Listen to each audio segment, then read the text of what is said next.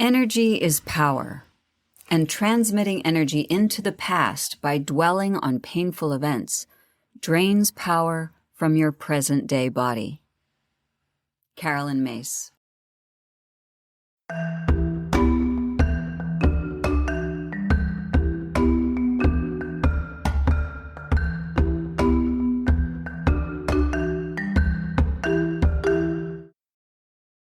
Welcome to Self-Talk. I'm Rachel Astarte. Thank you for being here.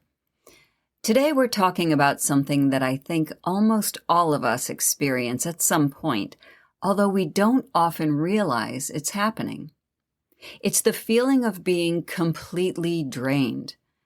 I'm not talking about a low energy drag that comes after having done something physical. This is a psychic, emotional drain. Essentially, it's the feeling of your energy having simply departed your body. So today, we're talking about leaking energy. What it is, how to recognize it, how to be aware when it's happening, and most importantly, how to call your energy back home to yourself.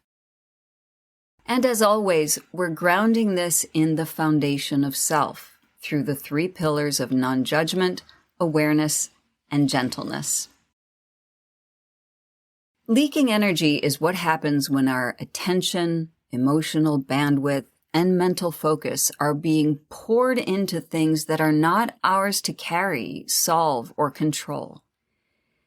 They can be things that are currently happening, but they can also be things that have happened in the past that we can't quite let go of. Leaking energy is not a sudden event. It comes on slowly. Think of trying to drive a car with a punctured tire. You may not notice the deflation at first because it can be surprisingly subtle, just like our energy drain. So the puncture, if we're going to keep using this tire metaphor, might look like hyper-focusing on other people and their behavior. Trying to figure out why someone said something the way they did, wondering if someone is upset with you, or imagining future scenarios and trying to prepare for all of them. It can also look like overextending yourself to keep others comfortable, or taking responsibility for how someone else feels.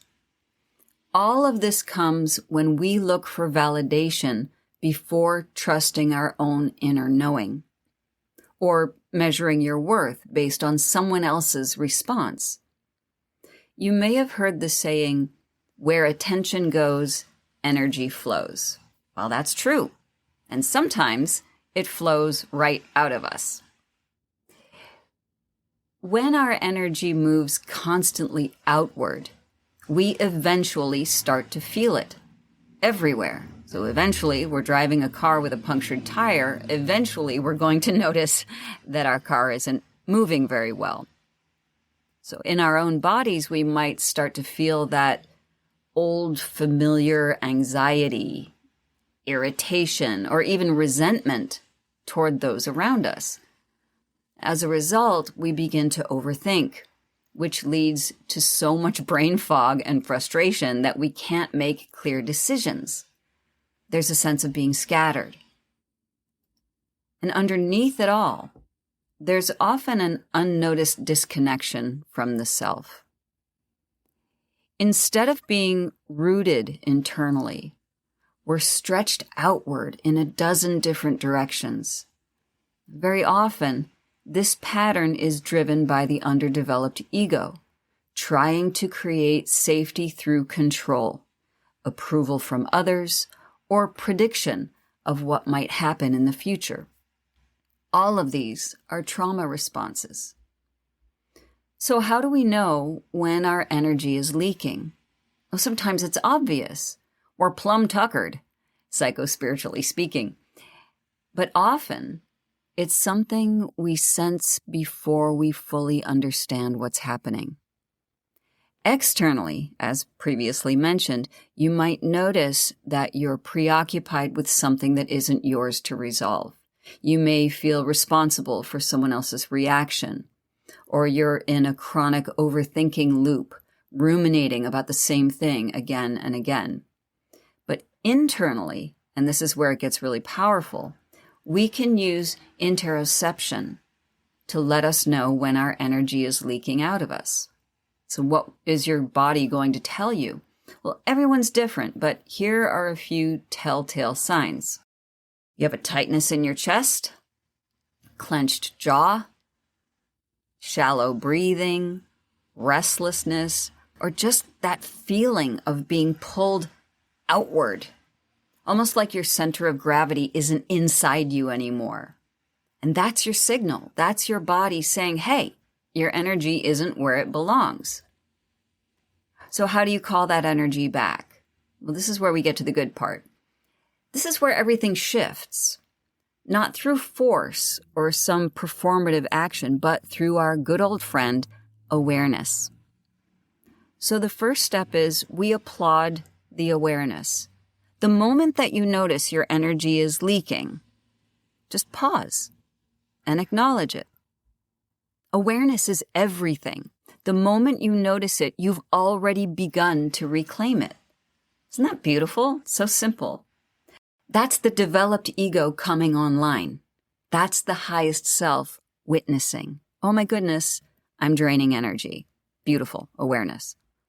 Step 2, of course, is non-judgment. And this is essential.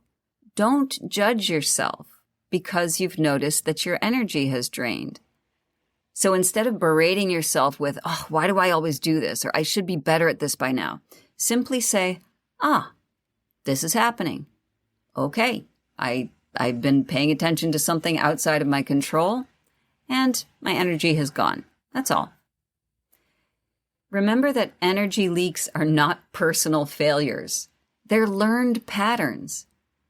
They're patterns that helped you to feel safe in an uncertain world. Focusing on the world around you helped you to feel safe and in control. If you bring judgment to the energy leak, you actually push the pattern deeper by creating shame. And that only perpetuates the feeling of being insecure and unsafe, right? You're not yourself. You're feeling bad about yourself, and therefore in an unsafe environment. Non-judgment, on the other hand, keeps you objective, open, and clear, so you can assess how to course correct your thoughts and behaviors. That objectivity allows you to say, okay, wow, energy's gone. What do I need to do to bring it back? That's simple. Step 3, naturally, is calling the energy back. And this is an internal practice. Gently, just begin to reclaim. You might close your eyes or just soften your focus and imagine, where has my energy gone? Is it with a person, a conversation, a future scenario? Just notice.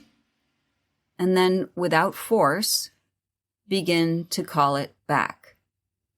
You might imagine it as threads of energy gently returning to your body, or light gathering back into your center. Whatever works for you is absolutely the right. Hi, it's Rachel here. If you'd like to dive deeper into self-development, but you're looking for an alternative to traditional talk therapy, maybe you want to eliminate self-doubt and begin to live your true calling in this life. Maybe you're looking for community and connection. Then the Write Yourself Open program may be perfect for you.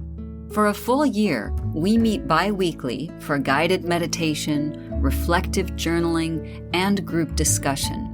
This isn't just another personal development course. Write Yourself Open combines the best of individual therapy, group therapy, creative arts, and spiritual practice. You'll have access to a private podcast of all the guided meditations so you can work with them whenever you want. You'll also get monthly one-on-one sessions with me for personal support, not to mention that community of like minds.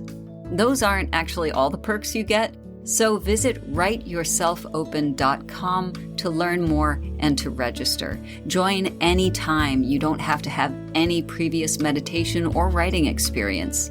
That's writeyourselfopen.com. Now, back to the episode. So I'll give you an example from my life. I was wandering around my house a couple of months ago, feeling very anxious, and I didn't know why. And it was just pervading everything. So for me, it hits in my solar plexus and my upper, the top of my second chakra, right? So my second and third chakra are activated. Seat of self and all sorts of historical family trauma area of the body. So it's like electricity, right? I just feel icky. And I didn't know why. Nothing had happened. But I realized that I had been watching the news, and this was right before the second major snowstorm that was hitting the New York area where I live.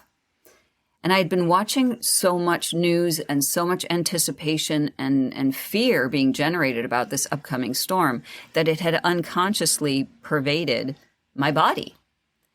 There was nothing I could do, but somehow, unconsciously, I was ruminating on the fear that was being fed to me. And I had to stop and do what we just talked about. Okay, first of all, where is this? Oh, that's when I started to feel weird. It's when I started to think about the storm that's coming. And then I called it back by pulling my energy back from those news reports and the weather forecasts and bringing it back into my body, right? My energy doesn't belong out there. It belongs to me, right? So it's not meant to be a big effort to do this. It's just a quiet remembering. My energy belongs to me, and it knows how to return. So take a breath, feel what shifts, even if it's slight. And you can also use the self-alignment meditation, which is episode 22 of the Self-Talk podcast, to name and integrate the emotion that has caused you to leak energy. For example, it could be anger, worthlessness, jealousy, self-righteousness, longing. For me, it was just general fear of an impending storm, right? So you can use the self-alignment meditation as well to call your energy back in, to bring it closer. We'll talk about that in a second. So step 4 is to align yourself externally. Now that you've pulled your energy back, this is your action in the world. So once your energy begins to return, you may see clearly what needs to happen next. This is where we move to the external world. For me, I needed to not watch the news anymore. I needed to prepare for the storm, but I needed to make sure that the source of my anxiety, or whatever triggered my anxiety, was cut off. That was my external choice. Depending on what it is, you might need to reprioritize your time and energy. You maybe even need to establish some boundaries. I guess what I did with the television was a boundary. I'm cutting that off. Or if what pulled your energy outward was fear of something that hasn't happened yet, like my storm, you might turn toward it. And this is something else I did. This is where the bring it closer practice comes in.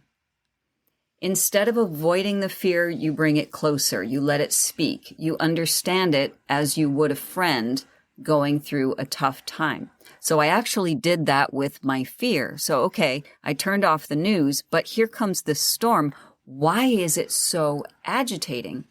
When I brought it closer, what I realized was that I was still frozen, no pun intended, in the storm of 1977, when I was a little girl and I lived in Western New York. And look it up online. It was a crazy storm, but I think we were blocked in our house by snowdrifts for like a week.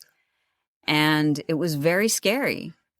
And so I still had a little bit of PTSD from that. And so I did a lot of soothing, bringing it closer, and self-alignment meditation to welcome that feeling in and soothe it. So again, we don't want to push fear away. We want to bring it closer, let it state its case, and just listen and be there with it. What we face, we can integrate, and what we avoid tends to pull at us from the shadows, and it will keep pulling until you pay attention. Okay, so how do we avoid leaking our energy? Well, again, this is where awareness is your best friend. Are you obsessing over someone else's behavior? That's a likely sign that your underdeveloped ego is distracting you from focusing on something that's out of alignment within yourself. There's that saying that when you point a finger at someone, there are 3 fingers pointing back at you. When you become aware that you're hyper-focused on someone's actions, take a moment to consider what it is about them that you may not be addressing within yourself. So, for example, often in couples counseling, one partner complains about the other's behavior. This partner doesn't listen or doesn't show affection, for example. When I ask the offended partner to consider how they offer these actions to themselves, notice I'm not saying to the other partner, but to themselves, they come up short. In many cases, they haven't been listening to themselves or loving themselves. And as a result, they've projected that loss onto their partner, expecting them to take up the slack. Energy leakage. So to avoid energy leakage, take a moment to assess with non-judgmental, genuine curiosity how much of your attention is directed at someone's behavior that may be calling you to look at an aspect of self that needs a little extra support, a little extra love. Okay, so now we can put the pillars of the foundation of self into action. Non-judgment, the lifeblood of foundation of self-work, right? It's the oxygen. We don't shame the leak.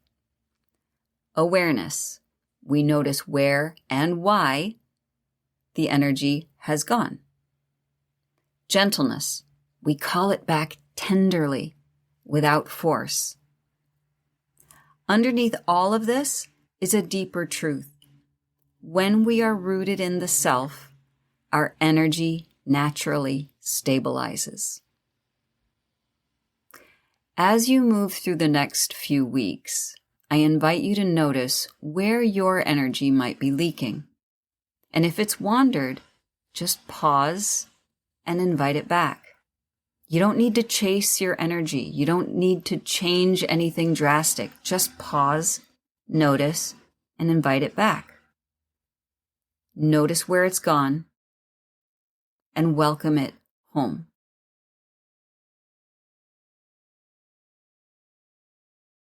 Now, if you're looking for a community who shares your interest in foundation of self-work, I hope you will consider joining our ongoing program, Write Yourself Open. Twice a month, we meet for self-development, guided meditations, and reflective writing, and group discussion to keep that practice of your inner work alive in a safe container of care and love. And I'm very excited to announce that starting April 13th, we're starting a new cohort that meets every second and fourth Monday. Usually we meet on Tuesdays, so now we have a brand new Monday cohort, same time, 1 p.m. Eastern, 10 a.m. Pacific. All you need to do is go to writeyourselfopen.com for more information and to register. Until next time, be gentle with yourself.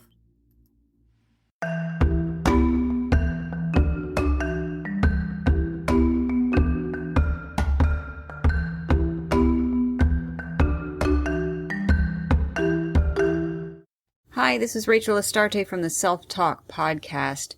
I'd love for you to send me your emails with questions or stories about yourself. What are you looking for? What are your questions? What are you grappling with in your own personal life that has to do with your identity, with yourself, with your very existence? These are the things that we're going to talk about during the podcast. And go ahead. It's all right. Get deep. I can handle it. So send them to Rachel at selftalkpodcast.com. and I'll see you on the next episode.